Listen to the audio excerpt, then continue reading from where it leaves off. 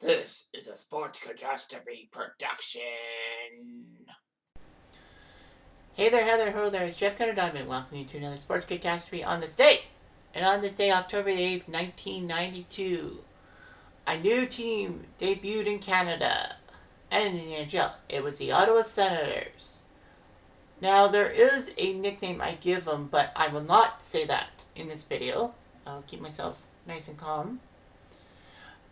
But the fact of the matter is that Ottawa was making a massive debut.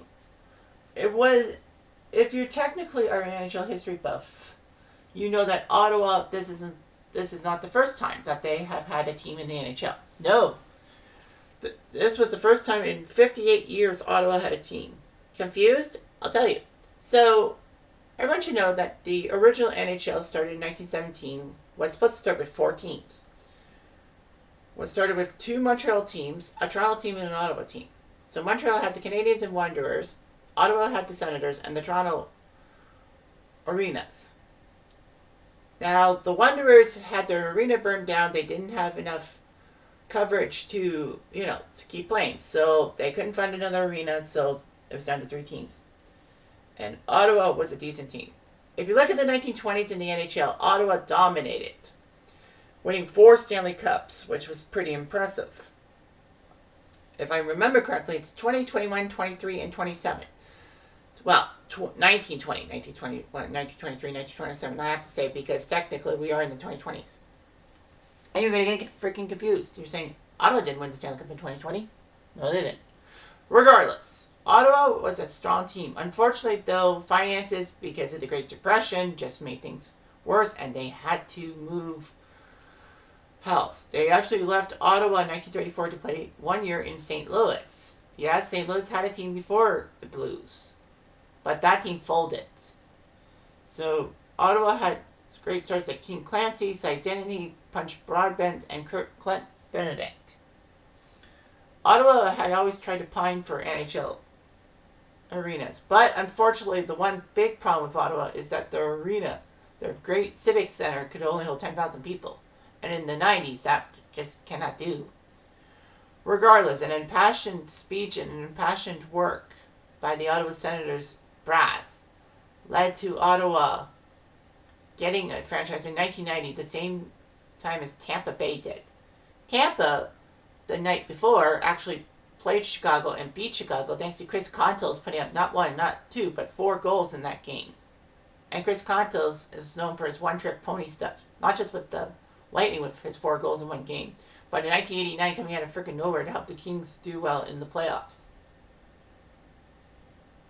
Regardless, Ottawa got their team. They were being called the Ottawa Senators. Their word art would actually incorporate the peace towers at Canadian Parliament. Unfortunately, though, copyright laws prevented that from happening. So they just went with the Roman glider head. For a while, I actually thought that it looked like some kind of duck, but, it was sideways and all that. Stupid me. It took a long time to realize that. But yeah, the Ottawa Senators would be wearing that weird jerseys.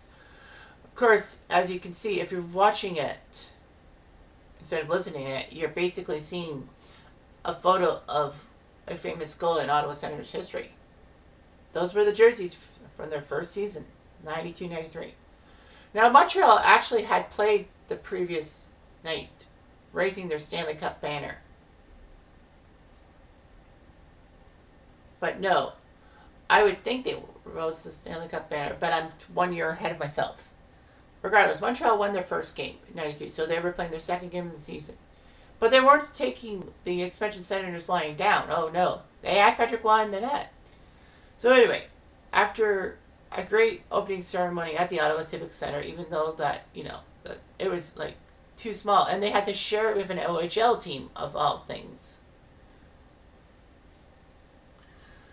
First period was scoreless, although Ken Hammond would get the first Ottawa penalty for holding the stick for 2 minutes. In fact, 3 times the holding the stick penalty was called in the first period, so the NHL was cracking down on that. The funny thing about Ken Hammond was that he actually was part of the first Sharks team around in 1991. I did a On This Day 4 days ago about the Sharks. So regardless of that, he got the first penalty. The first goal was scored on the power play after Eric Desjardins went to the box for 2 minutes. Ottawa worked the power play. Jody Hall from Cambridge passed the puck to Norm McIver, who was a former Edmonton Oiler, who passed it to Neil Brady, who was supposed to be this big star for the Devils way back in the day, but he didn't. And he scored on the power play, and that's the screen grab. Senators were up 1-0. It was a huge goal. And the goal song for the Senators was Raise a Little Hell by Trooper, great Canadian band in the 70s. Ottawa didn't rest back on their laurels. They would score the second goal of the game as Doug Smale, former Minnesota and Winnipeg star, would score from Mark Fortier, former Nordique, if memory serves me right, made it 2-0. Montreal did score a goal by Mike Keane from Stéphane Lebeau, make it 2-1. But Ottawa, late in the second period, scored again as Ken Hammond, the aforementioned Ken Hammond, scored from Jamie Baker and Mark Lamb. Lamb, former member of the Oilers in the 1990 squad, and Jamie Baker, soon to be star with the Sharks, scoring one of the biggest playoff goals in Sharks history. And this is only in 1984. Montreal would make it 3-2 on a goal by Finn Stamkos from Brian Bellows. Kitchener! Sorry, force a habit. But there would be troubles. Ken Hammond would actually get a 10-minute attempted injury penalty for a knee, and a kneeing penalty. So Hammond was thrown from the game. Matthew Schneider was in the box for interference when Ottawa scored the fourth goal. Their fourth goal as Sylvain Turgeon on the power play, former star for Hartford. And yes, Pierre's brother, scored from Darren Rumble and Jody Hall. So Jody Hall had a pair of assists. Darren Rumble. Good. Montreal pulled the goalie, and they actually scored. Brian Bellows, Kitchener, his second of the year from Kevin Haller, former Sabre, and Kirk Muller, who came over from the Devils in the Stéphane Richer deal. Remember, right? And anyway, Ottawa, unfortunately, though, would score 14 seconds later as Doug Smale scored a second of the game on the empty net, assisted by McIver. So the Senators won their first NHL game 5-3.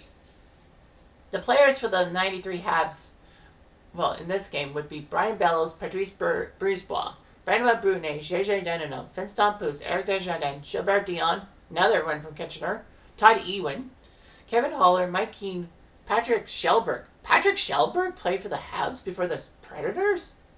Wow. Stéphane Lebeau, John Leclerc, yeah, he was a Hab, Kirk Muller, Lyle Oderline, Oleg Petrov, Danny Savard, and Matthew Schneider. Patrick Waugh was between the pipes. It was either him or Red Light Rasico. Ottawa's opening night roster had Peter Sidorkiewicz, the Scrabble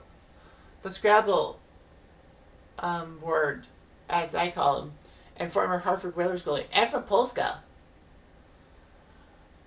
There. But the forwards were and defensemen. Jamie Baker, Laurie Boschman, Neil Brady, Mark Fortier, Ken Hammond, Jody Hall, Thomas Jelinek, I described with the Flames, Mark Lamb, Darcy Lowen, Chris Luongo, not related to Roberto, Norm McIver, Andrew McBain, Mark Osecki, Mike Peluso, Goon, from the former of the Hawks, Darren Rumble, Brad Shaw, former Hartford defenseman, Doug Smale, and Sylvain Turgeon. So the Senators were off and flying, and man, they must have been proud of themselves. They're like, boy, if we could beat the Montreal Canadiens, who went on to win the Stanley Cup, we should be good. Wrongo. They put up 10 wins, so they only won 9 games the rest of the way, with 70 losses and 4 ties, back when the NHL had 84 games in a season instead of 82. So they were 10, 70, and 4. The bad news, they were terrible. But the good news is they actually were the worst team in the NHL, despite the fact that they actually did tank, allegedly, the last 3 games of the season so that they could get the number 1 pick and get Alex Daig.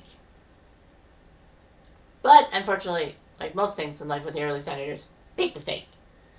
As the Senators could not believe their luck, and Alex Daig was not really a superstar for them. The funny thing was, San Jose decided to trade the 2nd overall pick to Hartford, who picked Chris Pronger up, and boy, that was a big move. The early Senators would not do well. And all that they would have a lot of ineptness. But by 1997, they were a playoff team, and they were doing well. They even shocked the Devils, the 1 seed in the 98 playoffs. So Ottawa was off and running. Of course, being a Leaf fan, I have to laugh that the Senators faced the Leafs 4 times in the playoffs in history and could not get the Leafs. They had a few 3-2 leads. And, of course, emotional time for me because one of those 3-2 leads was leading to Game 6 of Leafs Senators. I was watching on the couch with my dad that Sunday night in 2002 when my mom was at work. That we were trying to bond and all that. So, yeah. Good times by all. Of course, if you know my family history, you know why I'm saying this about my dad. But regardless, the Senators got their first win, and people thought it'd be easy. Yeah, right. Anyway, I'm Jeff Diamond. I do